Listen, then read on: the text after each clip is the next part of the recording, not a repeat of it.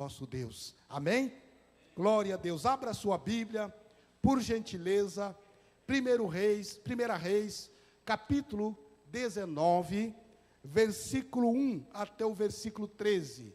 Eu sei que a leitura vai ser um pouquinho extensa, mas eu quero que você me acompanhe para você entender o contexto daquilo que nós queremos compartilhar com você esta noite. Amém? Eu vou ler na minha Bíblia. Não se preocupe se a tradução ali for um pouquinho diferente, tá, amados? Só para não ficar de costa para vocês, eu vou ler na minha Bíblia, amém? Vamos ler, diz assim, a partir do primeiro versículo de 1 Reis, capítulo 19, versículo 1. Acabe fez saber a Jezabel tudo quanto Elias havia feito, e como matara todos os profetas à espada. Então Jezabel mandou uma mensagem a Elias, a dizer-lhe: faça-me os deuses como lhe aprouver, se amanhã a estas horas não fizer eu a tua vida, como fizeste a cada um deles.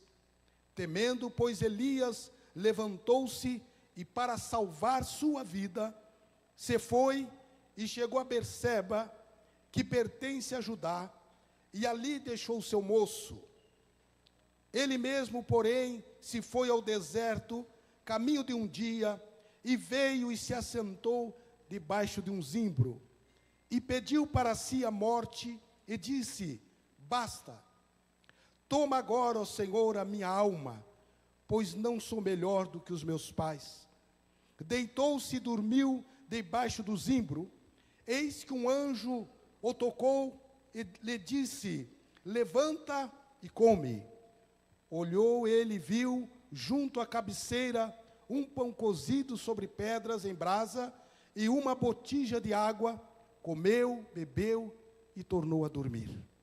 Voltou a segunda vez o anjo do Senhor, tocou e lhe disse: levanta-te e come, porque o caminho te será sobre modo longo. Levantou-se, pois, comeu e bebeu, e com a força daquela comida caminhou 40 dias e 40 noites, até Horebe, o monte de Deus, e ali entrou numa caverna, onde passou a noite. E eis que lhe veio a palavra do Senhor, e lhe disse: que fazes aqui, Elias? Ele respondeu: tenho sido zeloso pelo Senhor,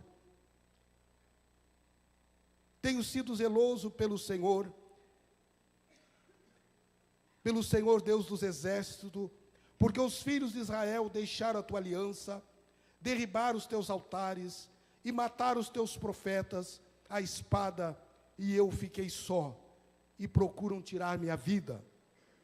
Disse-lhe Deus: sai e põe-te neste monte perante o Senhor.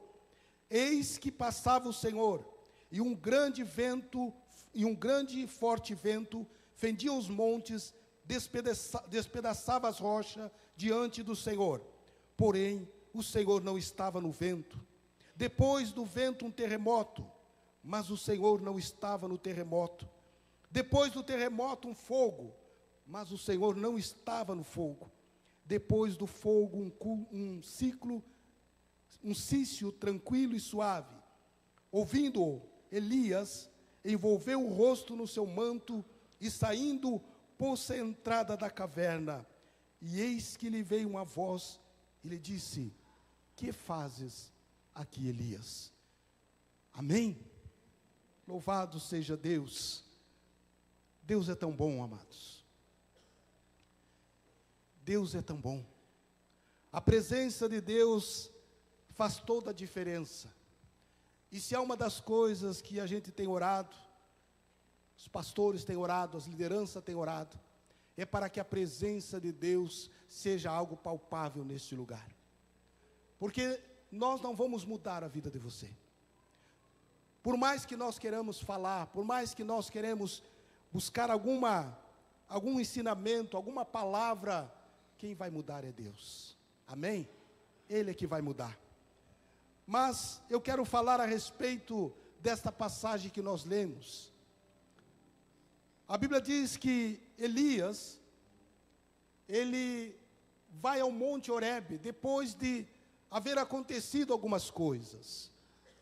Começa lá em Reis capítulo 16 em diante. É quando Elias é um profeta levantado por Deus, e um rei chamado Acabe assume o reinado. E Acabe, como seu pai, havia feito muitas coisas erradas que não agradavam a Deus. Deus não estava agradado com seu pai, muito menos agora com Acabe, porque ele começa a fazer coisas que desagradam a Deus. Então Deus levanta o profeta Elias, e em meio a tudo que Acabe estava fazendo, a Bíblia diz que Acabe se casa com a filha do rei dos Sidônios, chamada Etibaal. E quando ele se casa com ela, como ela era uma mulher que era sacerdotisa de Baal, ela traz consigo seus deuses para Israel. Você imagina se Deus já estava desagradado com o que ele estava fazendo? Imagina agora.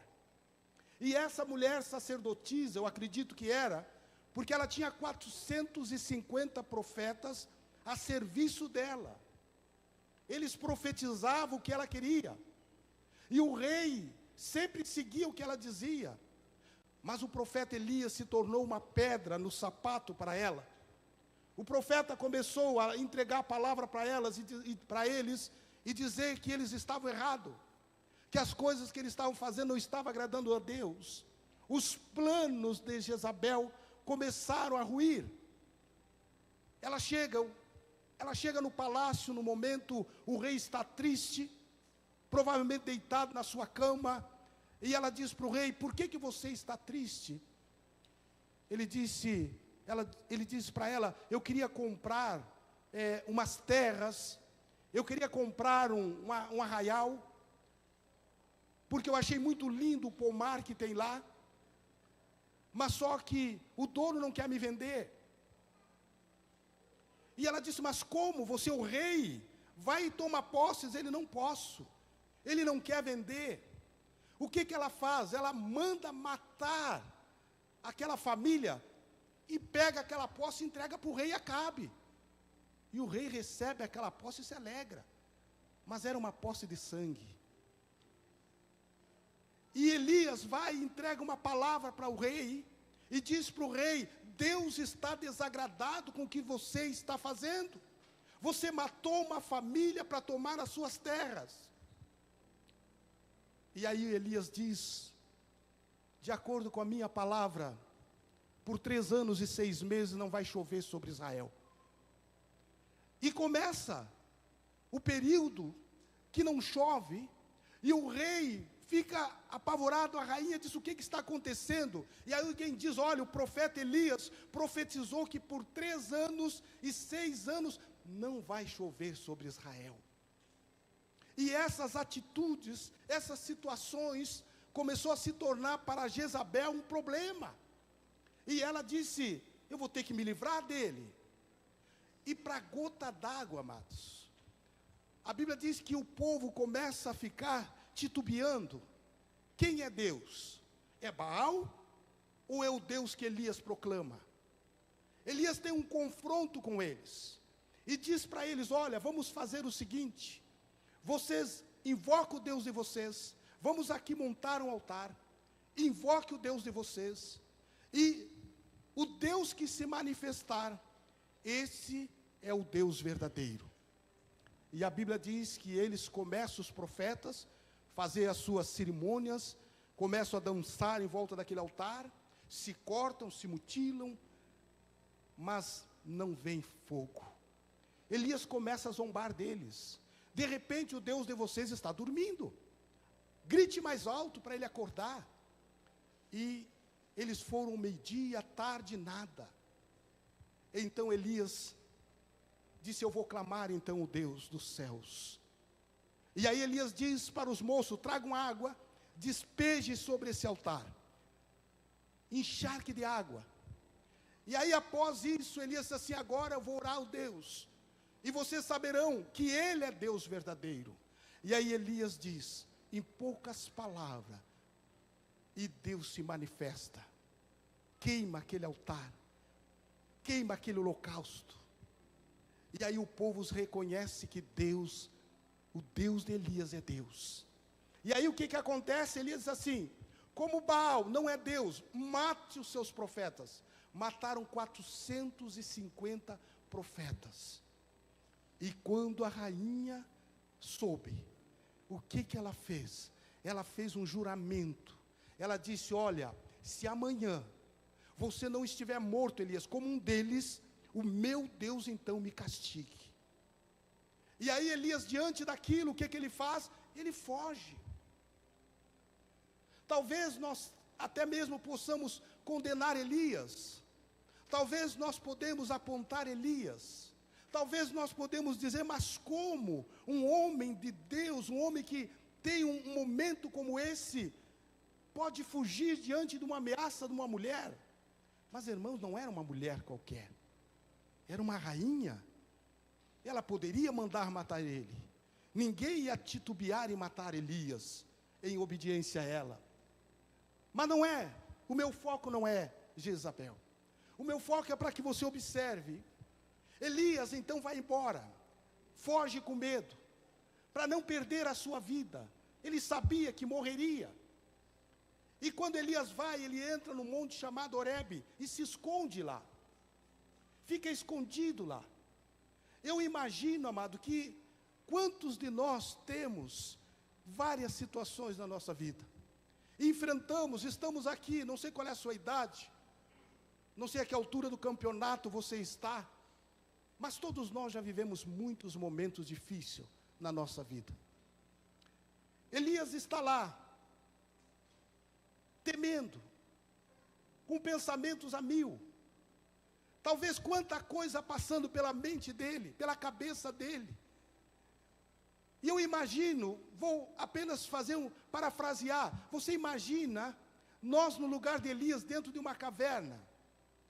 Deus já abençoou pessoas através da nossa vida. Deus já deu palavra para pessoas através da nossa vida. Deus já usou a nossa vida para curar pessoa. Quem sabe quantas pessoas você orou e foram curadas. Quem sabe quantas pessoas você falou de Jesus e hoje elas estão aqui cultuando a Deus. Outras estão no ministério, outras estão cantando, outras estão lá na recepção, outros estão na diaconia, outros estão na mídia, no louvor, nas missões. Quem sabe quantas pessoas são fruto da sua ministração, da sua palavra que você levou. Talvez a pessoa naquele momento estava vivendo um momento difícil dela, e você chegou, falou de Jesus, e hoje elas estão servindo a Deus. Quem sabe pastores, quem sabe você não é pastor, mas você já ganhou pessoas que são pastores. Você não é talvez um levita, mas você ganhou pessoas que hoje são levitas. Você talvez não tenha um ministério X, mas você ganhou pessoas que hoje estão fazendo esse ministério. Eu sempre brinco, quantos de nós gostaríamos de cantar? E quem sabe você ganhou uma pessoa e hoje a pessoa está cantando aqui. Você entra na igreja e você diz: Deus, que benção. Você imagina Elias havia feito muita coisa. E aí ele começa a questionar, ele começa a se perguntar. E aí Deus se manifesta para ele. Porque Elias diz assim: olha, eu fiz tanta coisa para Deus, e agora eu estou para morrer. Eu fiz tanta coisa para Deus, e agora aqui estão ameaçando a minha vida. Já mataram todos os que serviam a Deus. Não tem mais profetas de Deus, já morreram todos. Porque a ideia, a concepção, o que estava passando para a mente de Elias, é que já havia morrido todos. Não tinha mais ninguém. Era só ele. A Bíblia Sagrada diz que Elias questiona, de repente Deus se manifesta. Vem um anjo, ele está deitado debaixo de uma árvore, desejando a morte, dizendo: basta, chega. O que adiantou tudo que eu fiz? E aí ele pede a morte, o anjo vem, acorda Elias, e diz: levanta e come. Ele levanta, come e deita de novo. Os irmãos que são formados em psicologia, e algo que trabalha com isso, sabe o que é isso, né? Elias estava depressivo. havia entrado numa depressão. A Bíblia Sagrada diz que ele dorme de novo, o anjo volta e o acorda. Levanta, porque você ainda vai ter uma jornada longa pela frente. De repente, Elias começa a questionar mais alto, e aí Deus se manifesta. Aí Deus, ele espera que alguma coisa vai acontecer. Primeiro ele vê o quê? Um vento forte. Deus não está no vento forte. De repente vem um terremoto. Deus não está naquele terremoto. De repente fogo, mas Deus não está no fogo. Até que uma voz suave, uma voz quase sussurrando, um momento calmo, Deus se manifesta. E aí ele diz: o que fazes aqui, Elias? Elias diz: Senhor, eu estou mal. Eu estou parafraseando. Eu estou mal. Eu fiz tanta coisa para ti. Eu ia nos cultos todos os domingos. Eu estou parafraseando. Senhor, me chamaram quem queria ir para a introdução, para a recepção.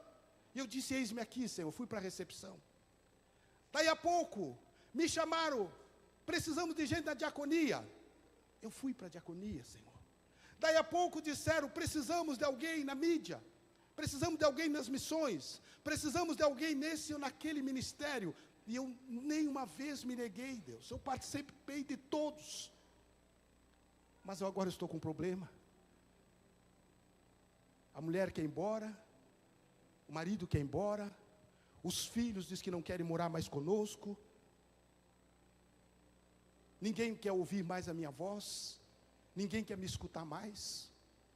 O meu trabalho está dando problema, a empresa parou, está parando. O governo, olha como está, Deus, o governo aí, ó, a insegurança que está acontecendo em todo o país, parou as vendas. Deus, está tão difícil, Deus. Eu sou dizimista, eu levo a minha oferta, eu ajudo. Quando alguém diz que alguém está precisando de alguma coisa, eu sou o primeiro a dizer: levanto a mão para ajudar, mas está difícil. Eu sou fiel, Deus, mas parece que o Senhor não está sendo fiel comigo. Senhor, estou pronto para sempre para te servir, mas agora que eu mais preciso, onde está o Senhor? Quantos te serviam não te servem mais, Deus? Quantos deram as costas para ti? Senhor, está muito difícil, Deus. Está complicado. Não sei até onde eu vou aguentar. Era o que Elias estava dizendo em outras palavras. Eu quero morrer. Se é isso, então melhor morrer. Basta, chega. E Deus disse para Elias: Elias, tu não é o único. Eu reservei 7.000 que não dobraram os joelhos para Baal. Tem 7.000 lá fora, Elias, que estão lutando pela vida deles. Tem 7.000 lá fora, Deus, Elias, que dobra o joelho para mim, dizendo, eu estou parafraseando: Deus, abre as portas, Deus faz milagre, Deus, eu creio na tua palavra, Deus, eu acredito naquilo que está na tua palavra, Deus, eu sei que tu é fiel. Elias, tem 7.000 lá fora, que diz assim: Senhor, tu és o meu pastor e nada me faltará. Elias, tem 7.000 lá fora, Elias, que estão lutando, que estão batalhando, e tu está aqui, dentro desta caverna, questionando, achando que tu é o único, que tu é o único que está sofrendo.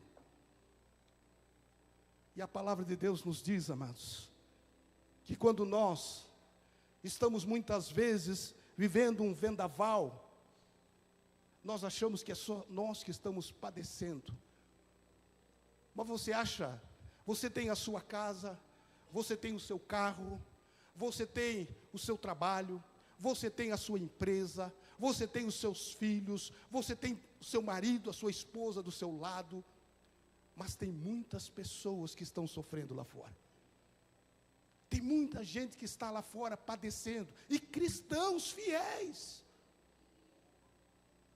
Você acha que nos países comunistas, como é que vive aqueles cristãos lá, sentados assim como nós aqui num banco, assistindo um culto com ar-condicionado?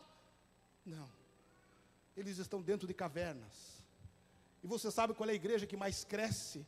É a igreja que está dentro das cavernas, onde as pessoas têm uma folha de Bíblia só, não tem uma Bíblia inteira. A Bíblia é uma relíquia, é um ouro, é um tesouro para quem tem uma Bíblia, e não há ninguém que tenha. O que eles pegam? Eles pegam uma Bíblia, arrancam as folhas e distribuem uma folha para cada um. Depois que você lê, você passa para o seu irmão. Depois que você lê, você passa para o seu irmão. Eles não têm acesso. Esses dias eu estava olhando lá em casa, deve ter umas 10 Bíblias. Se você olhar na sua casa, fazer uma contabilidade, quantas Bíblias você tem lá? Quantas Bíblias você tem? Bíblias que você nem abre. Bíblias que as folhas estão seladas, irmão João Batista, seladas, que não são abertas. Que você não dá tempo, porque você tem uma. E aquela você se acostumou, mas, está saindo um lançamento novo aí, uma Bíblia de estudo. Vou comprar. Está saindo uma Bíblia agora que vem só para mulher. Eu vou comprar.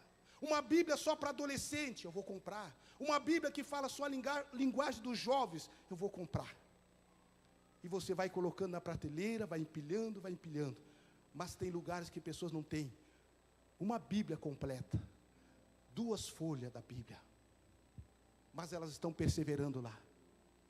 Perseverando. Semana eu falei com um amigo meu.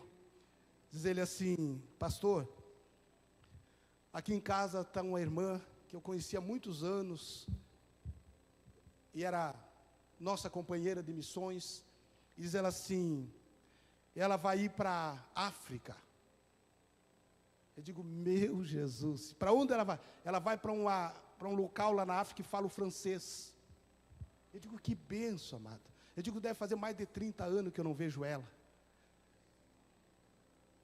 Tem gente indo, amado, enquanto nós estamos aqui lutando, achando que somos a última bolachinha do pacote, o último gás da Coca-Cola. Tem gente fazendo as malas e indo para missões. Tem gente indo talvez para os países onde está havendo maiores confrontos, porque tem um chamado, Deus chamou, Deus enviou, e Deus disse vai. Que não estão amando a sua vida, e era o que Deus estava dizendo para Elias. Olha, Elias, tem muitos, Elias, que não dobraram, 7.000 que não dobraram o joelho, que continuam fiel. Aí Deus disse para Elias, Elias, levanta, vai e volta novamente, eu ainda tenho algo para fazer através da sua vida, não acabou, não terminou. Eu quero que você, Elias, vá, unja Azael como rei, unja a Jeú como rei, unja a Eliseu como teu sucessor. Eu ainda tenho coisa para fazer através da tua vida. Se você está aqui, amado, é porque não acabou. Se você está aqui é porque é um propósito de Deus ainda com a sua vida. Pode se apresentar 1000 demônios, pode se apresentar o inferno inteiro para vir querer alguma coisa contra você, mas Deus vai dizer, não terminou ainda. Não terminou ainda. Hoje de manhã o pastor Jaime estava aqui conosco, olhando para ele, eu digo, pastor Jaime, não terminou. O propósito de Deus não terminou. O irmão Martim, lá na UTI, estamos orando, a igreja está orando. Domingo passado, levantamos as nossas mãos para o Taquini, em direção ao hospital, oramos por ele. Não terminou. Irmã Vera, não terminou. Não terminou a batalha ainda. Para você saber, a irmã Vera está enfrentando lutas bem difícil, que ela está ciente, que a medicina diz não tem o que fazer, mas não terminou, irmã Vera. Não terminou. Quem vai dizer que termina é Deus. Quem vai dizer que acabou é Deus. Quem vai dizer que não tem mais o que fazer é Deus. E era o que Deus estava dizendo para Elias. O que tu faz aqui, Elias? Ah, Deus, o médico me deu um diagnóstico, me receitou mas não sei o que, diz que eu tenho mais não sei quanto tempo de vida. Mas não terminou, Elias. Eu ainda quero fazer algo a respeito da tua vida, através da tua vida. Todos nós nascemos com um propósito por Deus. Deus nos fez com um propósito. Deus nos levantou com um propósito. Deus nos colocou aqui com um propósito. A hora que terminou, acabou. A hora que Deus disser, Paulo, terminou, não tem o que discutir. A hora que Deus disser, acabou, não tem o que fazer, irmão. Não tem, irmã Irene. Quantas pessoas a irmã Irene tem trabalhado, cuidadora? Quantas pessoas que os médicos chegam e dizem, olha... E quantas pessoas ela vê Deus fazer milagre? Não terminou. Deus é Deus de propósito. Tu não é o único Elias que está enfrentando essa luta. Irmã Vera, a irmã está aqui. O irmão Martini está lá na UTI. Semana passada, o irmão Martini estava brincando, rindo conosco, com alguns irmãos aqui. Teve um irmão que disse, quarta-feira, pastor, eu falei com o irmão Martini. Talvez a semana anterior, alguém comeu um churrasco com ele. Mas não terminou. A minha oração é que Deus traga o irmão Martini para ele contar o que Deus mostrou para ele nesse período. O que Deus ministrou com ele lá. O que Deus disse para ele lá. Porque, amados, eu creio numa coisa. Eu creio que quando Deus nos leva para um vale, Deus não nos abandona. Eu creio que Deus, quando permite nós entrarmos numa situação, Deus não nos abandona lá dizendo te vira, não. Ele disse, eu sou teu Deus na hora boa, eu sou teu Deus na hora ruim. Eu sou teu Deus. E nós vivemos muito mais experiência com Deus na hora ruim, pastor Hamilton, do que na hora boa. Vivemos muito mais experiência com Deus na hora ruim do que na hora boa. Naquela hora difícil. Porque nós buscamos a Deus quando? Quando a coisa está complicada. Nós vamos à presença de Deus quando as coisas estão ruins. Nós vamos na presença de Deus dizer assim, Deus, secou, a fonte secou, Deus. Os recursos acabaram. E aí nós vimos o milagre de Deus. Terça-feira nós estamos aqui na igreja orando, todas as terça-feiras. Agora nós vamos incluir na nossa oração os 31 dias de missões também. Estamos toda terça aqui. Às vezes tem 10, às vezes tem 20, já teve 80, já teve 70, 60, 50. Mas não é a quantidade, irmão Emerson. Não é a quantidade de pessoas que estão aqui orando. Deus não está preocupado quantos tem aqui orando. Ele disse, se tiver um na brecha, um orando, um dizendo para mim, Senhor, abençoa o governo, Senhor, abençoa as autoridades, Senhor, visita aqueles enfermos que estão lá no Taquini, Senhor, visita o fulano que está vivendo um momento assim, visita a casa do ciclano que está, só o Senhor pode fazer um milagre lá.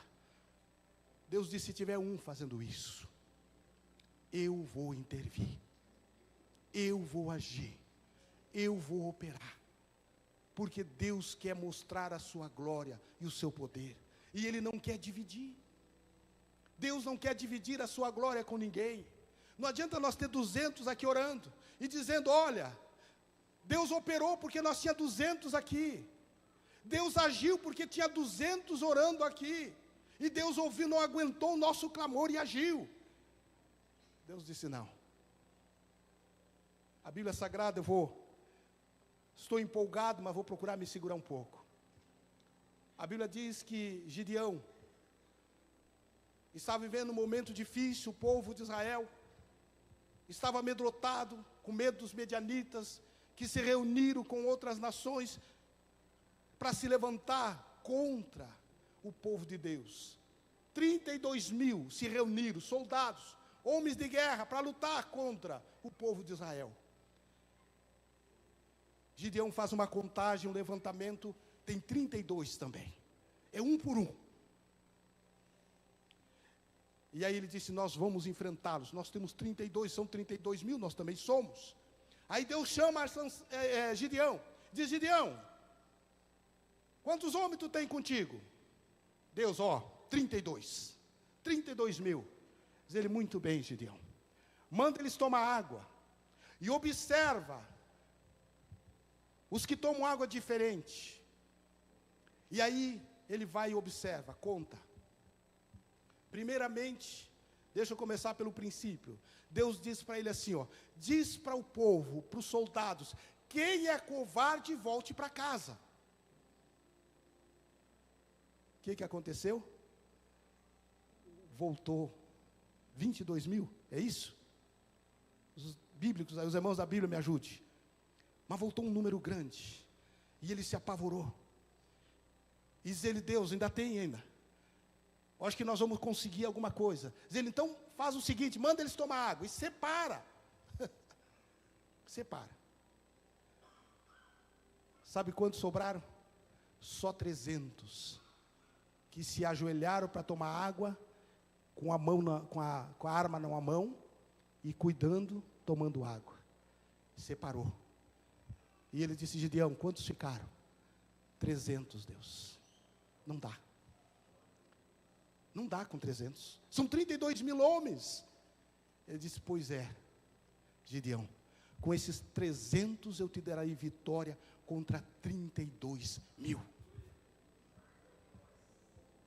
Porque eu não divido a minha glória com ninguém. Ninguém vai dizer amanhã, eu venci, porque eu tinha uma empresa forte. Eu venci porque eu tinha um dinheiro na conta. Eu venci porque eu tinha nome limpo nos bancos. Eu venci por causa disso. Não. Deus quer que você diga, foi Deus que me abençoou. Foi Deus. Foi Ele. É Ele que faz milagre, amado. É Ele que opera. A glória é dEle. O poder é dEle. O médico disse não dá. E Deus disse dá. O médico diz não tem condições. Deus diz tem. O médico diz o que nós vamos fazer, não sei o que fazer. Deus diz então tá. Deixa que eu faço. A glória é minha. Eu não divido com ninguém. Amém. Esse é o Deus que nós servimos, amado. É esse Deus de Elias. E Deus diz para Elias, Elias, volta para o teu caminho, faz o que eu estou te mandando, cumpre o meu propósito, não é o teu, o meu. Elias não tinha mais propósito. Quando você diz, e quantos de nós dissemos antes de conhecer Jesus, pedindo para morrer, eu conheço pessoas dentro das igrejas, mas que tomaram remédio para morrer e Deus não deixou elas morrer. Eu conheço mulheres que deram veneno, tomaram veneno para matar o embrião que estava dentro dela, porque não queria aquela criança. E Deus disse, não vai morrer, porque eu tenho um propósito com ele. Eu tenho um propósito com ela. Eu tenho alguma coisa para fazer muito grande. Quando o diabo se levanta contra você, é porque ele vê o que você não vê. Ele sabe o que você não sabe. Ele sabe o que Deus quer fazer através de você, Ju. Ele sabe o que Deus quer fazer através de você, Vitor. Ele sabe o que Deus quer fazer. Você não vê, você não sabe, mas Ele sabe. Ele sabe quem é o Deus que nós servimos. É um Deus que levanta, alguns dizem os improváveis, mas é um Deus que pega aquele que mora lá no fundinho, lá onde o Judas, na fronteira se diz assim, tá? Me perdoe, aonde o Judas perdeu as botas. Deus vai lá no fundinho, ninguém conhece o ciclano, ninguém nunca ouviu falar, e Deus vai lá. Eu me lembro do Josué Orion. Eu assisti uma ministração dele, através de vídeo, viu, amados? E diz ele assim, eu fui para o seminário quando jovem, não tinha lá uma palavra, não tinha lá muita eloquência para pregar, não me chamavam para ministrar, porque eu não tinha muita coisa, Então me davam um serviço, de eu ir cuidar das melancias, cuidar da lavoura. Eu ia para lá, pegava uma melancia, colocava numa taquara, deixava de pé, e ali eu começava a pregar para elas se converterem. Ele disse assim: Deus me tirou de trás das melancias e me levou para pregar nos maiores países, nos lugares que eu jamais imaginei, mas Ele mostrou que é Ele que faz. Muitos capacitados ficaram lá, muitos que eram capazes, eloquentes, ficaram lá, mas Deus me tirou de lá. E sabe Ele de onde eu sou? Eu sou de Santa Maria, Ele. E Deus já me levou para Nova York para pregar. Deus já me levou para vários países, para a China para pregar. Deus já me levou vários lugares para pregar. Mas quem faz isso é Ele, eu não mereço. Mas é Ele que faz. E é isso que Deus disse: a partir de agora, Elias, não é mais você, sou eu. Volta, vai lá e unge Azael. Vai lá, unge Jeú. Vai lá, unge a Eliseu no teu lugar. Coloca ele, chama ele. Não vou contar a história de cada um deles, porque nós ainda temos ceia. Mas olha a Bíblia, o que a Bíblia diz. O último que ele encontra, primeiro ele unge Azael. E diz para ele: Deus mandou te ungir. Depois ele encontra Jeú, diz ele: Jeú, Deus mandou te ungir, porque tu dará vitória para o povo de Israel. E aí ele encontra Eliseu. Eliseu está trabalhando, está lavrando. E aí ele vê aquele moço, e ele pega a sua capa e joga por cima dele. E ele disse: por que você fez isso? Diz ele: tu sabe o que tem que fazer. Ele disse assim: deixa eu ir me despedir dos meus pais. Aí Eliseu volta, vai lá, queima os carros no fogo, sacrifica os animais e volta para servir Elias. E aí Elias monta uma escola de profetas e moços. E aí Deus diz para Elias que vai levar. Diz para Josué, para Eliseu, vou levar Elias. E ele guarda aquilo. Aí Elias diz assim: olha, Eliseu, Deus vai me levar. Não sei que hora, não sei que momento. Me pede o que tu quiseres. Ele disse: eu quero unção dobrada do teu espírito. Ele disse: tu me pediu uma coisa muito difícil, mas se tu veres quando Deus me levar, tu receberá. A Bíblia diz que Eliseu ficou nos calcanhares de Elias. Elias, se eu vou a tal lugar, diz Eliseu, eu vou também. Eliseu, Deus me chamou para ir não sei aonde, eu vou também. Vá que numa hora dessa Deus tome ele, eu tenho que ver. Até que chega o momento que Elias disse assim: eu vou atravessar o Jordão, porque Deus quer falar comigo. Diz ele: eu vou junto.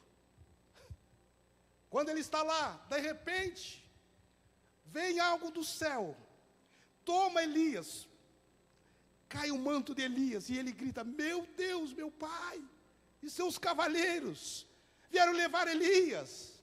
E eu vi. Pega o manto de Elias, desce, e alguém pergunta para ele: cadê Elias? Ele: Deus levou Elias. Pois é. O que nós vamos fazer agora? Quando nós viemos, Elias abriu o Jordão, e agora o que nós vamos fazer? Elias chega perto do Jordão, os filhos dos profetas, tudo olhando para ele, aqueles moços. Ele pega aquela capa e diz, joga aquela capa no lago e diz: onde está o Deus de Elias? As águas se abrem, e os filhos dos profetas dizem: o espírito de Elias está sobre Eliseu. Porque a glória é dele, amado. Amém? A glória é dele. Eu creio que muitos de vocês aqui vão pregar melhor do que nós. Eu creio que muitos de vocês aqui vão mais longe do que nós. Eu creio que muitos de vocês vão pisar aonde nós não pisamos. Eu creio que muitos de vocês vão levar a palavra para pessoas que ainda nós não levamos, talvez nem vamos levar, porque não vai dar tempo. Mas vocês levarão, seus filhos levarão, seus netos levarão. Eles farão o que você talvez não consiga e não vai conseguir fazer na sua existência. Porque talvez o seu propósito não seja esse, de ir para lá, a tal determinado lugar.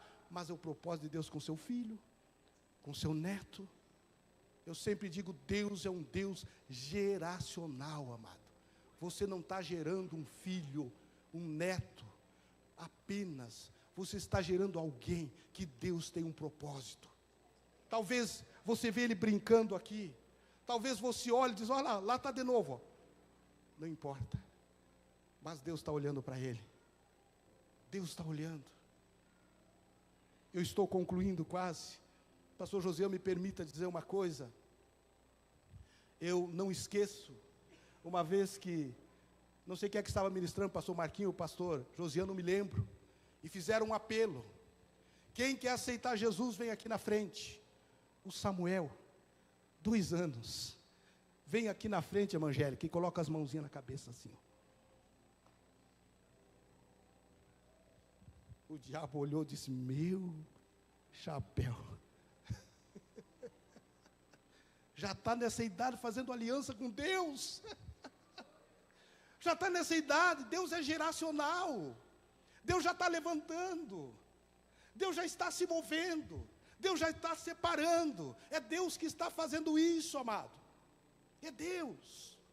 E é isso que Deus está dizendo para Elias. Cumpre, Elias, o teu propósito. Qual é o teu propósito, Elias?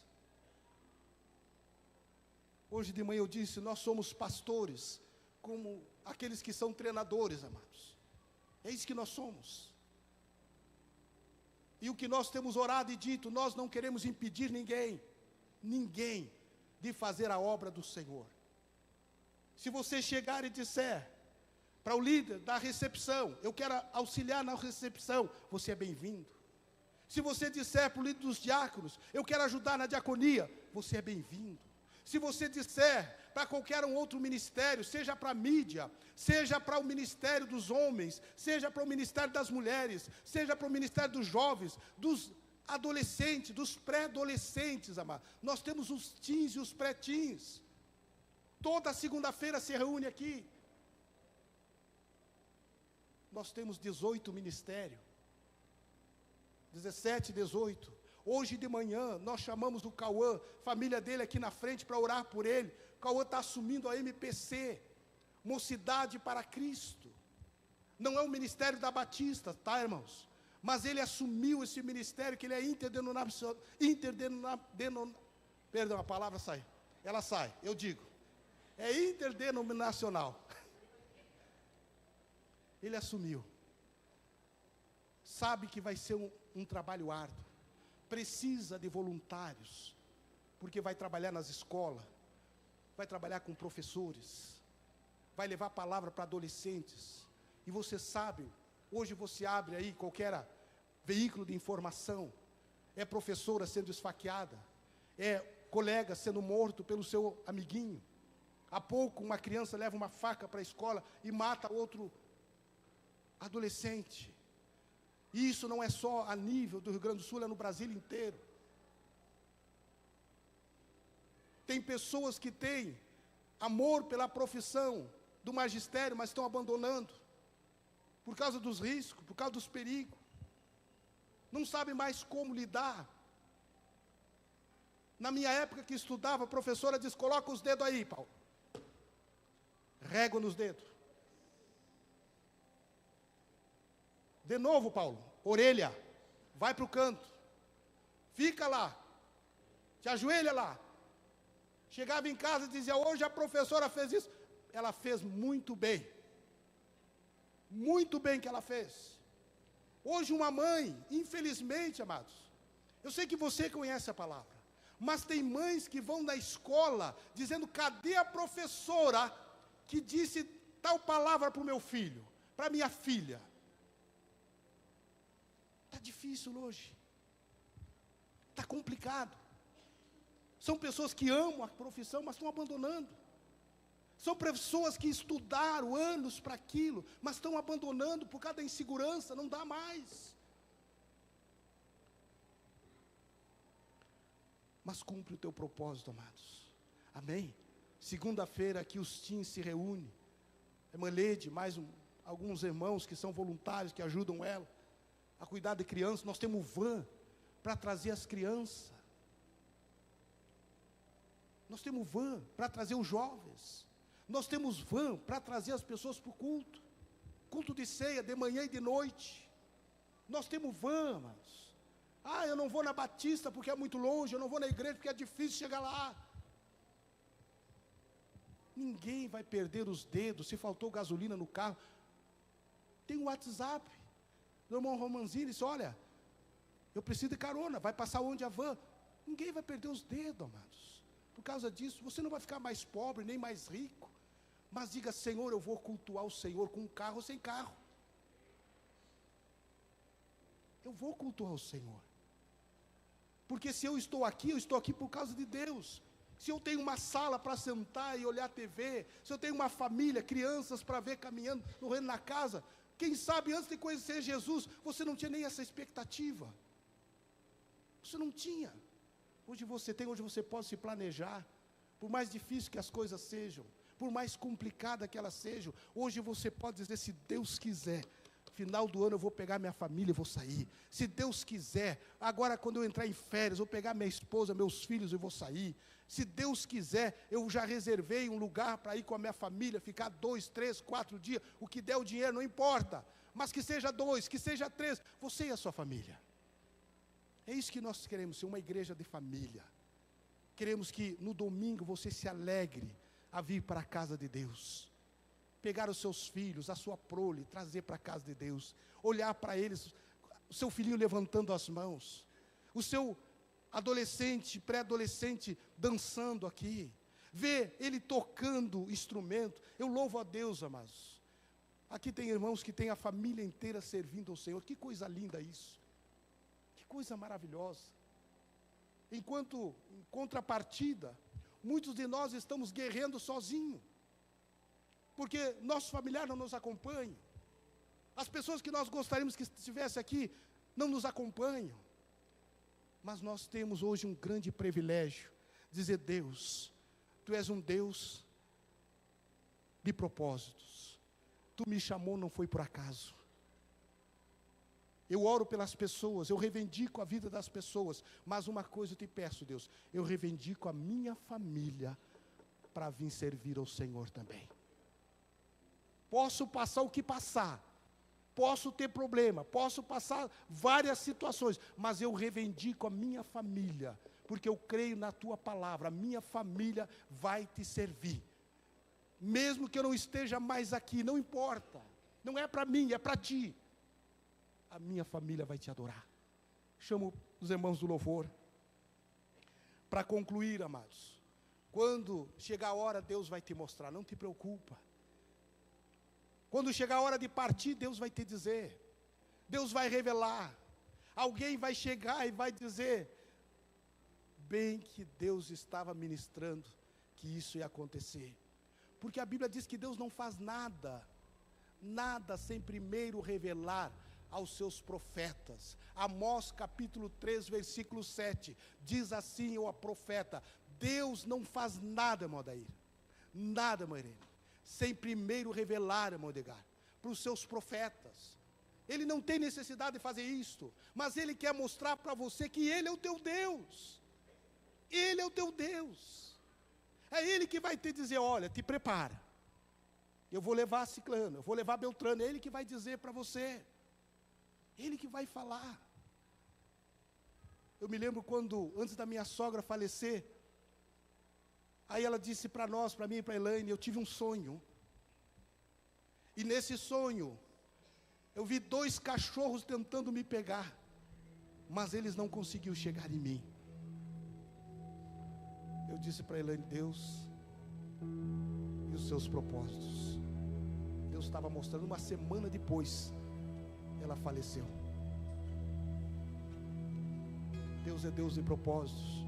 Uma vez nós estávamos orando com um irmão, e Deus deu um sonho para ele, disse, pastor, Paulo, eu vi um sonho, era uma menina de 15 anos, ia fazer 16 anos, ele disse, eu vi 2 cachorros tentando pegar ela, E a mãe dela desesperada. Eu disse: irmão Gilmar, vamos orar pela irmã Marlene. Deus vai levar a menina. Ela havia fugido do hospital. Uma menina com 15 para 16 anos. Deu cirrose. Ela não sabia, nunca bebeu. Mas de repente deu cirrose nela. Ela tinha um namorado, um namoradinho, um rapaz um pouquinho mais de idade. E o rapaz ajudou ela a fugir do hospital. Quando a mãe chega em casa, a menina está em casa. E ela disse: o que você fez? Ela disse: não, eu não aguento mais ficar lá. Disse ela: minha filha, te resguarda, não sai. Ela foi lá pedir perdão, desculpa no hospital. Não tinha como levar ela de volta, eles não iam aceitar, porque ela havia fugido. Uma semana depois, levaram ela às pressas para Bagé. Pouco depois a menina veio a óbito. É difícil, é complicado, mas Deus já havia mostrado, avisado. Não quer dizer, amados, que Deus não possa mudar, viu? Deus muda. Deus muda. Você está aqui para Deus mudar. Nós estamos aqui para Deus mudar. Nós oramos porque cremos em Deus. Não é porque Deus decretou que Deus não possa mudar, amados. Eu quero que você entenda isto. Deus pode mudar. Diga para Ele: Deus, guarda meu familiar. Não deixe ele partir sem te conhecer. Dá oportunidade, porque esta vida aqui, ela é passageira, ela é terrena, vai acabar a qualquer momento. Mas a eternidade é para sempre, Deus. Eu prefiro tê-lo na eternidade do que ter alguns anos aqui. É isso que nós temos que fazer, amados. Amém? Se coloque de pé.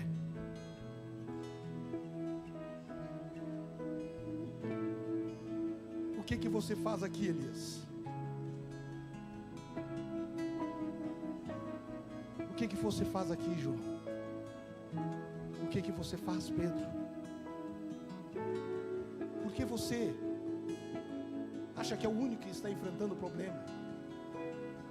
Você acha que muitas vezes nós viemos pregar aqui os irmãos que ministram, os irmãos que ministram louvor, os irmãos que ministram na mídia?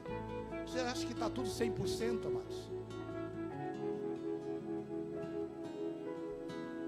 Quantas pessoas vêm cultuar a Deus e às vezes estão vivendo uma situação na família? Alguém doente, alguém com problema. Quantos de nós servimos a Deus, às vezes machucado? Em que sentido? Temos um familiar nosso que estamos clamando por ele.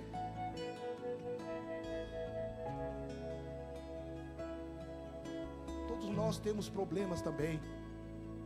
Mas aqui não é lugar de nós levar problema para você, mas é lugar de nós inspirar você, a você crer nesse Deus que nós cremos, a você confiar nesse Deus que nós confiamos.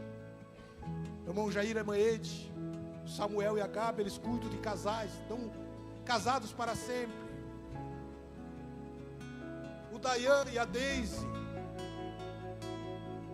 o Volney e a Fran, eles ministram os casais de noivos que querem casar. Antes de casar, passa por ali, se ajusta. Teve casamento que não saiu, irmã Catiane. A menina veio com um rapaz fazer o curso de noivos. Não, se é assim não quero. Mas é melhor.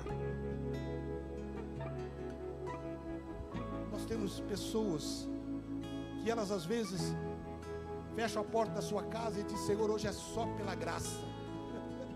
Eu vou hoje só pela graça. Mas vem. E Deus diz assim: enquanto você cuida do que me interessa, eu cuido do que te interessa. Enquanto você se preocupa com a minha obra, eu me preocupo com as coisas que pertencem a você. É isso que Deus estava dizendo para Elias: não te preocupe, Elias. Tu vai cumprir sim o teu propósito. Levanta daí. Se Deus tivesse que te levar, Ele já tinha que ter levado. Se Deus tivesse que dito para você: olha, 35. Deus já tinha feito isso, amado, mas Ele não fez. Permaneça na presença de Deus. Semana passada, estou encerrando, estou empolgado. Semana passada a irmã Renata, vindo para a oração da irmã Renata, para o curso de maturidade, a moto dela travou ali na curva. Amados, quando os irmãos foram lá levantar a moto, trouxeram a irmã para cá, oramos por ela, levamos ela para o Taquina. Aliás, Samu veio levar ela, graças a Deus nada quebrado, está aí inteira, graças a Deus. Mas o capacete, o irmão Márcio que pegou o capacete, a moto, olha o capacete quebrado, um capacete, amados, imagina o tombo que ela levou. E se ela não tivesse capacete? Deus guarda os seus, Deus guarda você, amém? Feche os seus olhos. Os irmãos da diaconia, por gentileza, vem aqui. Nós vamos ter um momento de ceia agora. E eu quero pedir para você, amado, se você não é batizado, por gentileza sente.